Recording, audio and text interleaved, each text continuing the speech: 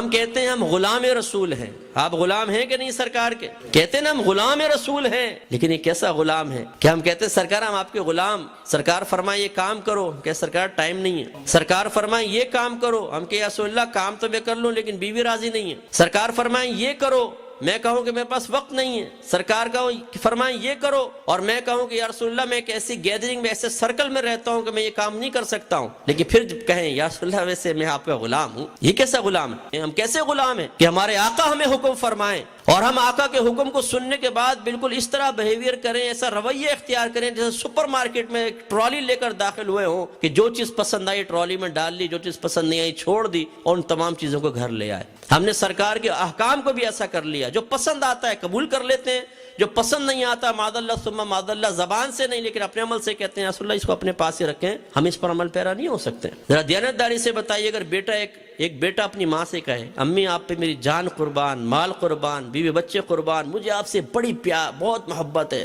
بہت پیار ہے، اتنا کہ میں بتا نہیں سکتا ہوں. ماں کہ اچھا بیٹا ذرا ایک گلاس پانی تو پلا. اوہو اماں پانی پلانے کا ٹائم نہیں ہے. ماں کہے کہ بیٹا میرے پاس بیٹھ، میرا دل چاہ رہا ہے تجھ سے بات کرنے کو. بیٹا کہے کہ اماں میں تو دوستوں کے پاس جا رہا ہوں، ٹائم دیا ہوا ہے. ماں کہے بیٹا جلدی آ جانا، اور بیٹا کہے اماں میرے پاس ابھی جلدی نہیں، رات کے 3 بجے آؤں گا. بیٹا فلاں سے مل، وہ بہت اچھا آدمی ہے. اماں اس سے تو کبھی نہیں ملوں گا، اس کی شکل دیکھتا ہوں نفرت پیدا ہوتی. بیٹا فلاں سے نہ مل، وہ برا آدمی ہے. اماں اس سے تو ضرور ملوں گا، میرا جگری یار. اور پھر کہ اماں ایک بات بتاؤں، آپ سے بڑی محبت، بڑا پیار ہے، میری جان قربان، مال قربان. آپ دیانتداری سے بتائیے دعوی محبت امام میں سچا ہے کہ جھوٹا ہے؟ ایک دوست آپ سے کہے، اب آپ کو اور زیادہ سمجھ میں آئے گا، یار تجھ میری جان قربان، مال قربان، بیوی بچے قربان، میرا سب کچھ تیرا، اور آپ کے یار 10 پاؤنڈ تو دے ضرورت ہے، یار یہ تو نہ مانگ. آپ کے اچھا میرے ساتھ بیٹھ جاؤ، ٹائم نہیں یار میں تو چل رہا ہوں. آپ بولے یار کہ ضروری جانا ہے میرے ساتھ چل لے، ارے بھائی میرے ٹائم ضائع کروں گا یار، تو فلاں کے ساتھ تم ملو، میرا دشمن ہے اس سے تو میں ضرور ملوں گا. تو کیا آپ کو اس کی محبت کا یقین حاصل ہو جائے گا؟ اور پھر وہ کہے کہ یار سب باتیں اپنی جگہ لیکن تجھ سے بڑی محبت ہے، بڑا پیار ہے، تو ہم کہیں گے بھائی یہ محبت اپنی جیب میں رکھ، ایسی محبت ہمیں نہیں چاہیے. پاگل بنا رہا ہے، خالی زبانی باتیں کرتا ہے. اور ہم نے یہی زبانی باتیں معاذ اللہ اپنے نبی کے ساتھ شروع کی ہوئی ہیں. ہم اپنی محبت کا عملی ثبوت دینے کے لیے تیار نہیں، ہم سرکار کا حکم ماننے کے لیے تیار نہیں. تو اسی لیے میں عرض کرتا ہوں کہ یہ نعرہ ضرور لگائیے کہ غلامی رسول میں، زور سے بولیے غلامی رسول میں، لیکن ساتھ ہی نعرہ لگائیں کہ غلامی رسول میں داڑھی بھی قبول ہے، غلامی رسول میں 5 وقت نماز باجماعت پڑھنا بھی قبول ہے، غلامی رسول میں علم دین سیکھنا بھی قبول ہے، غلامی رسول میں اپنے ماں باپ سے بدتمیزی کو چھوڑ دینا بھی قبول ہے، غلامی رسول میں لڑکیوں کے ساتھ دوستی ترک کر دینا بھی قبول ہے، غلامی رسول میں بیوی پہ ظلم و ستم ترک کر دینا بھی قبول ہے، غلامی رسول میں بڑوں کے ساتھ ادب سے پیش آنا بھی قبول ہے، غلامی رسول میں گناہ چھوڑ دینا بھی قبول ہے، کیونکہ ان تمام کاموں کا اللہ کے نبی نے حکم دیا ہے. ہمارے بعض بھائی کہتے ہیں مفتی صاحب تھوڑا ہلکا ہاتھ رکھے، ہمارا مزاج ایسا نہیں ہے، مت کر نصیحت ناصحہ، دل میرا گھبرائے ہے، اس کو دشمن جانو ہوں جو مجھ کو سمجھائے ہے. ہمیں عادت ہے پیار کی، ہمیں عادت ہے محبت کی، ہمیں عادت ہے اس چیز کی کہ ہم کچھ بھی کرتے رہے، 24 گھنٹے، پورا مہینہ، پورا سال نفس و شیطان کی اطاعت میں گزار لیں، لیکن جب ہم آپ سے ملیں تو آپ یہ کہیں کہ آپ تو ماشاءاللہ بہت بڑے عاشق رسول ہیں، انشاءاللہ میدان معاشر میں پہنچیں گے تو فرشتے آپ سے آ کر کہیں گے حضور آپ کہاں تھے، جنت آپ کا انتظار کر رہی، تشریف لائیے ہم سیدھے جنت میں چلے جائیں. ہمیں ایسی باتیں اچھی لگتی، ہمیں تنقید اچھی نہیں لگتی.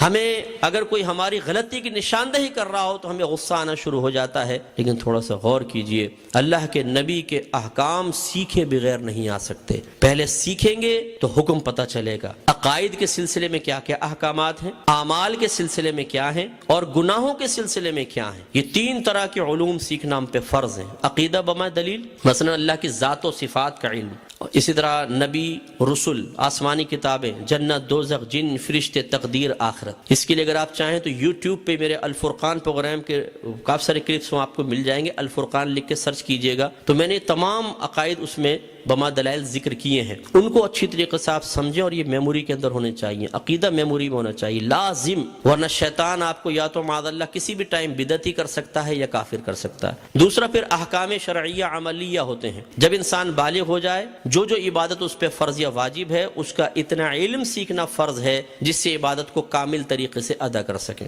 جیسے نماز فرض ہو گئی مثال کے طور پہ، تو نماز کی شرائط، واجبات، فرائض، کن کن چیزوں سے نماز ٹوٹ جاتی ہے، سجدہ سہو کے مسائل، یہ سب سیکھنا فرض ہے. اور پھر شرائط کے اندر چونکہ طہارت ہے تو پھر غسل، وضو، بہنوں کے لیے حیض و نفاس کے مسائل. اب ہمارے عالمیہ یہ ہے کہ اگر ہماری 100 بہنوں کو کھڑا کر لیں اور ان سے پوچھیں کہ بتاؤ کپڑا پاک کرنے کا شرعی طریقہ کیا ہے، انہیں نہیں پتا ہوتا. یہ تو اسی فیلڈ کا آدمی مجھے معلوم ہے. ہمارے یہاں پاک کرنے کا طریقہ یہ ہے کہ ناپاک کپڑے اٹھاؤ، واشنگ مشین میں ڈالو اور گھماؤ. کہتے ہیں جی آٹومیٹک مشین ہے، خود ہی پانی آتا ہے، خود ہی نکل جاتا ہے. لیکن مسئلہ یہ ہوتا ہے کہ پہلے اس میں پانی بھرتا ہے، جیسے ہی آپ ناپاک کپڑا ڈالتے ہیں ناپاکی پانی سے ٹچ ہوتی ہے، کل پانی ناپاک ہو جاتا ہے. ٹھیک ہے نا. اب وہ گھماتے ہیں اچھی طریقے سے تو پورے کپڑے اچھی طرح ناپاک ہو جاتے ہیں. اب پانی نکال دیں آپ نیچے سے، پھر اوپر سے پانی ڈالیں اور پھر اس کو اچھی طرح گھمائیں تو کپڑوں میں تو ناپاک پانی اب بھی موجود ہے. جیسے نیا پانی اس کے ساتھ ملے گا وہ کل ناپاک ہو جائے گا. اچھی طرح گھمائیں، اس پانی کو بھی نکال دیں، تیسری مرتبہ آٹومیٹک پانی آ جائے، کپڑوں میں اب بھی ناپاک پانی موجود ہے. جیسے نیا پانی آئے گا پھر یہ ناپاک. اب وہ بہنیں نکال کے اسپنر میں ڈال دیتی ہیں، خشک ہو گیا، اس پہ استری کی، ہم نے پہن لیا. یہ ناپاک کپڑے پہن کے ہم جمعہ پڑھ رہے ہیں، نمازیں پڑھ رہے ہیں. یہ تو وقت کی قلت ہے، ٹائم پورا ہو گیا کہ ایک ایک چیز پہ اگر میں آپ کو کلام کروں تو ہم حیران رہ جائیں گے، اتنی غلطیاں ہیں، کچھ انتہا نہیں. اور آپ میں بہت سارے شادی شدہ ہیں اور کچھ شادی کے خواب دیکھ رہے ہوں گے. یاد رکھیے کہ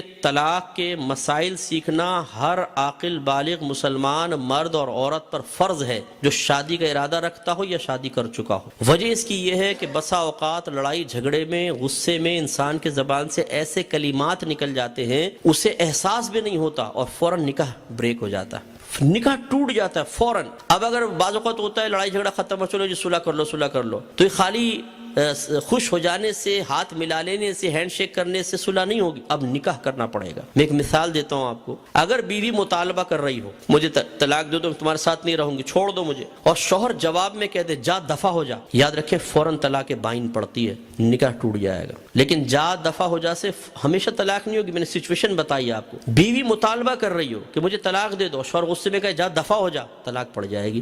چاہے شوہر لاکھ قسمیں کھائے کہ میری نیت طلاق دینے کی نہیں تھی، لیکن یہاں جو طلاق کا عورت کی طرف سے مطالبہ ہے اور جواب میں غصے میں شوہر نے جا دفع ہو جا کہہ دیا، یہی اس کی نیت کا آلٹرنیٹ ہے، نیت کے قائم مقام ہے، لہذا فوراً طلاق ہو جائے گی. اب جب ہم نے احکام شریعت پروگرام میں یہ مسائل بیان کیے تو یقین کریں سینکڑوں لوگوں نے ہم سے رجوع کیا کہ مفتی صاحب ایسے الفاظ تو ہم نے فلاں وقت میں ادا کیے تھے، فلاں وقت میں ادا کیے تھے، ہمارے نکاح کا کیا معاملہ. پھر ان سے تمام معلومات کرنے کے بعد جو پھر صحیح مشورہ تھا ان کو مشورہ دیا. تو اس لیے جو دین کو اور خصوصاً نبی کریم صلی اللہ علیہ وسلم کے احکام کو معمولی سمجھ کے پس پش پھینک دے، پھر وہ چاہے بظاہر راحت و سکون سے رہے لیکن آخرت انتہائی خطرے میں ہے. اس لیے تھوڑا سا ہمت کیجئے اور نبی کریم صلی اللہ علیہ وسلم کی محبت کا عملی ثبوت دینے کے لیے آپ کے احکام کو سیکھیں اور اس پر عمل پیرا ہوں. جب ایسا کریں گے تو انشاءاللہ کامل و اکمل ہوں گے، ایمان بھی کامل ہوگا، مضبوط ہوگا.